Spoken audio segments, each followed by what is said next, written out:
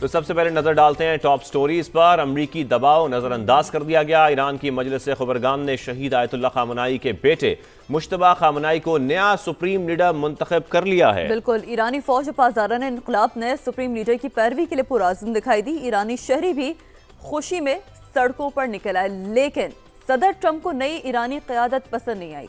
जंग के शोलों में तेल की कीमत के हवाले से बात कर लेते हैं, जिसको यकीनी तौर पर आग लग गई है।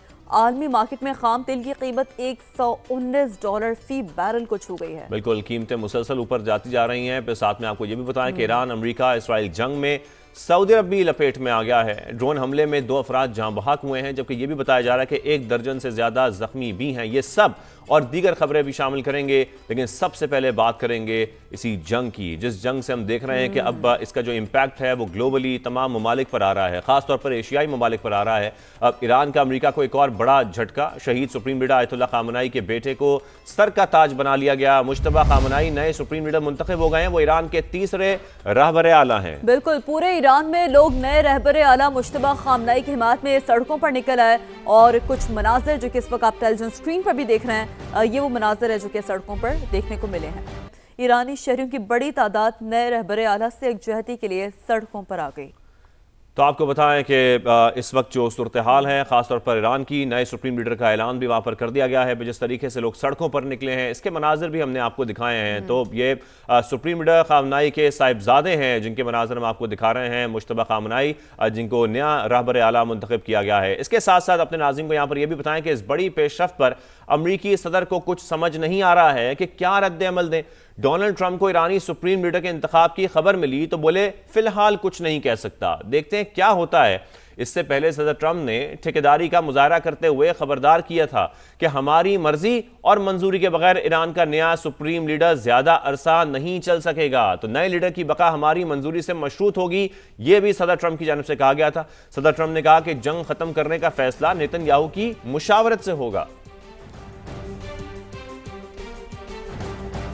तो सूरत-ए-हाल तो नाज़रीन कुछ यूँ है कि ईरान में लगी आग ने तेल की कीमतों को भी भड़का दिया है, क्योंकि आलमी मंडी भी अब इस हवाले से अपना रद्दअमल दे रही है। आलमी मंडी में दौरान ट्रेडिंग तेल के दाम $119 फी बैरल की सतह को छू गए हैं। ये वो सतह थी जिसका अंदेशा जाहिर किया जा रहा था। एक दिन में 30% तक इजाफा देखा गया। अब नया हुर्मुज़ की मुसलसल बंदिश की वजह से दुनिया भर में सप्लाई लाइन ब्लॉक है और इंटरनेशनल मार्केट में भूचाल का समा है। अमरीकी क्रूड ऑयल की बात करें, जो कि तकरीबन 27% से ज़ायद इजाफे के बाद $115 के आसपास ट्रेड कर रहा है, जबकि बरतानवी खाम तेल के दाम भी बराबर आ गए हैं।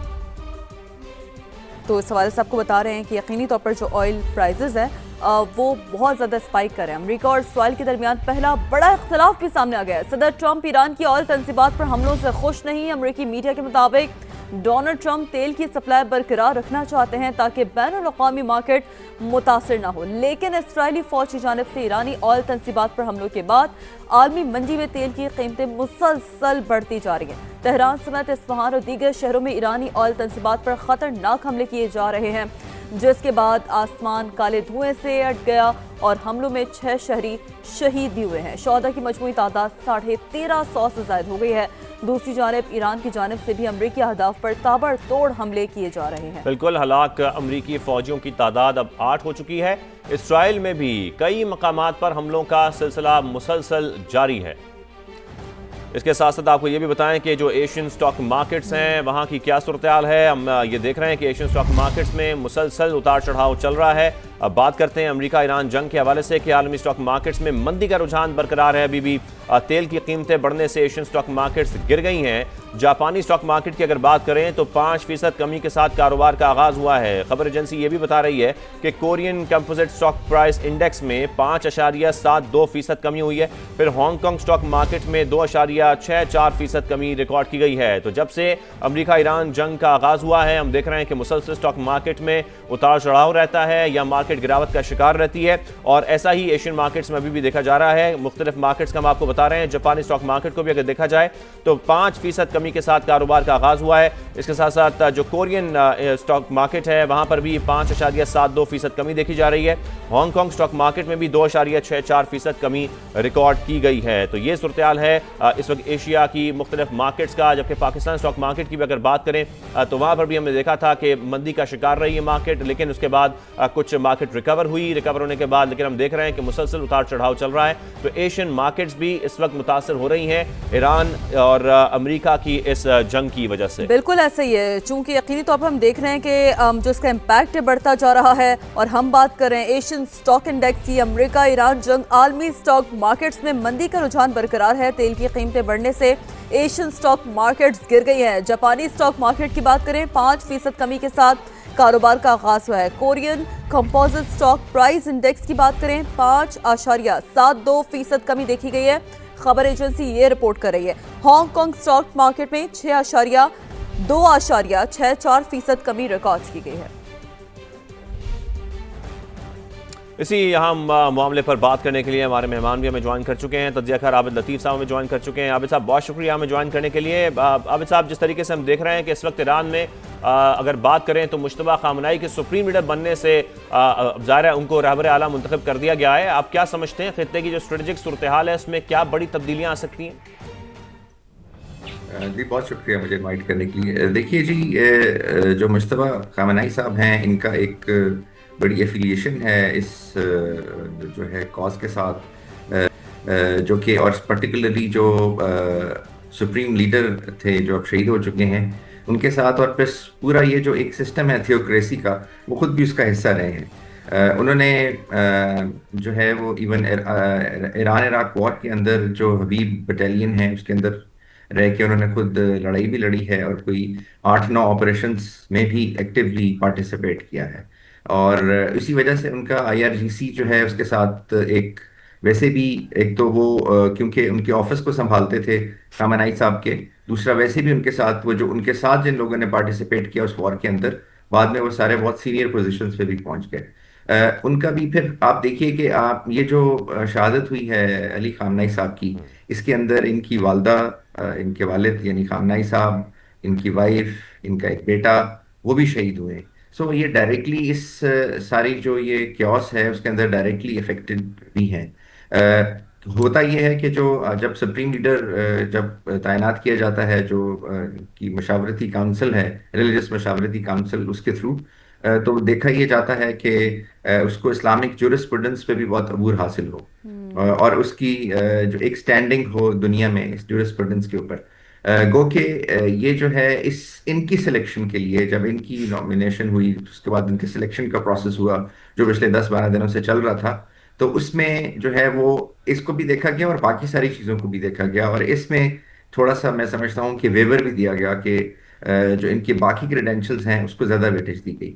तो एक तरह से ये एक जी बहुत ऐसी डेवलपमेंट है जो कि जिसके बारे में आप यूँ कह लीजिए कि जो नेतन्याहू और प्रेसिडेंट ट्रंप हैं, उन्होंने ये कहा था कि जी जो हम बताएंगे कि अब सुप्रीम लीडर कौन होगा। हम साथ में ये भी देख रहे हैं कि अमेरिका का काफी दबाव था, बहुत सारी बातें उनकी तरफ से की जा रही थी। अमेरिकी सदर ट्रंप पहले ही मुश्तबा खामनाई के बतौर सुप्रीम लीडर इंतखाब को नाकाबिल कबूल करार दे चुके हैं। ऐसी सूरत हाल में आप क्या समझते हैं कि जो सूरत हाल बनती जा रही है, अब जाहिर है उन्होंने मुंतखब तो कर लिया है रहबर आला को, इसके बाद अमेरिका का रिएक्शन किस तरह का हो सकता है इस पर? जी देखिए, अमेरिका का रिएक्शन तो यही है कि खुदा न खास्ता उन्होंने पहले भी जो है वो धमकी दी थी नेतन्याहू ने भी कि हम वटेवर आप जो भी लीडरशिप लाएंगे उसको, क्योंकि जो डीकैपिटेशन उनका जो कैंपेन का हिस्सा है या जो उनके ऑब्जेक्टिव्स में से है, हम वो करेंगे। लेकिन अब मैं समझता हूँ कि इनकी जो हिफाजत है या इनकी जो मूवमेंट है और इनके इर्द गिर्द जो लोग हैं उसका बहुत खास ख्याल रखा जा रहा है। इसीलिए ये प्रोसेस जहाँ पे हुआ, जिस जगह हुआ और जब ये हो रहा था, वो लोकेशन भी बहुत ही डिस्क्रीट थी, वो प्रोसेस भी सारा बहुत डिस्क्रीट था, और एक जो है वो एक क्लाउड था जिसके अंदर रख के सारा कुछ किया जा रहा था। लेकिन जो स्टैंस है ईरान का, क्योंकि ईरान देखिए इस वक्त अपने सर्वाइवल मोड के अंदर है, जो ईरान का स्टैंस है मैं समझता हूँ वो वही रहेगा, बल्कि वो और कंसोलिडेट हो जाएगा, क्योंकि ये जो मुश्तबा खामनाई साहब हैं ये नुआंस्ड वर्जन है अली खामनाई साहब का, तो ये एक्चुअली मुझे हर चीज़ जो है वो मजीद एनहेंस होती हुई नजर आती है। अच्छा, अब ये जो आपने बात की है ना कि मजीद जो चीज़ें वो एनहेंस होती हुई नजर आ रही है, इससे पहले जब आप गुफ्तगू कर रहे थे आबिद साहब, तो आपने कहा कि इनके जो दीगर क्रेडेंशियल्स हैं उन्हें भी थोड़ा सा मलहूज़ खातिर रखा गया। थोड़ा सा मैं चाहूँगी कि आप उस हवाले से भी रोशनी डालें आपके एग्जैक्टली कौन सा और क्रेडेंशियल्स हैं। क्या हम यहाँ पर ये बात अज्यूम कर सकते हैं कि अब इससे जो इस नए इंतखाब से जो ईरान की पॉलिसी है वो मज़ीद अब जारहाना हो सकती है? क्या आपकी गुफ्तगू में इशारा इसी जानिब था, इसी बात की तरफ था? जी बिल्कुल, मेरा कहने का ये मतलब था, क्योंकि देखिए इनके जो मैं बाकी क्रेडेंशियल्स की बात कर रहा था वो ये कि इनका आईआरजीसी के साथ एक बहुत ही मैंने जैसे कहा कि इवन ईरान इराक वॉर से ताल्लुक है। फिर इनका अ, जो जो वो स्टेब्लिशमेंट है जो ईरान की टेक्निकल चीज़ों को देखते हैं, लाइक उनका जो स्पेस प्रोग्राम है, मिसाइल प्रोग्राम है, उसके साथ भी इनका लिंक है, और साइंटिस्ट के साथ भी रहा वो, बिकॉज कि ये अपने जो ऑफिस है, जो इनके वालिद का ऑफिस था, फादर का, उसको ये देखते थे, और इन मामलात में जो थे वो डायरेक्टली अपने जो सुप्रीम लीडर हैं उनके साथ उनको असिस्ट करते थे। और फिर इनका जो इंटेलिजेंस है RIGC की, उसके साथ भी इनका बड़ा ताल्लुक है, और उनके जो ऑपरेशन वो सारी चीज़ें अल-कुद्स फोर्स, और फिर जो इनकी बाकी IRGC की जो सब्सिडरीज हैं, आई थिंक उसको overwhelmingly ये देखते थे। एंड प्लस उसके साथ साथ जो ईरान की जो डेमोक्रेटिक गवर्नमेंट है, जो डेमोक्रेटिक पार्ट ऑफ, एक तो थियोक्रेटिक पार्ट ऑफ स्टेट है, एक डेमोक्रेटिक पार्ट ऑफ स्टेट है, जो डेमोक्रेटिक पार्ट ऑफ स्टेट है उसके साथ भी इनके बहुत अच्छे ताल्लुकात थे। तो इसी वजह से जब इनकी शहादत हुई अली खामनाई साहब की, तो ऑल क्वार्टर्स जो थे वो उन्होंने पहले ही दिन इनका नाम दे दिया था, हालांकि अभी प्रोसेस नहीं हुआ था, अभी काउंसिल का प्रोसेस शुरू भी नहीं हुआ था।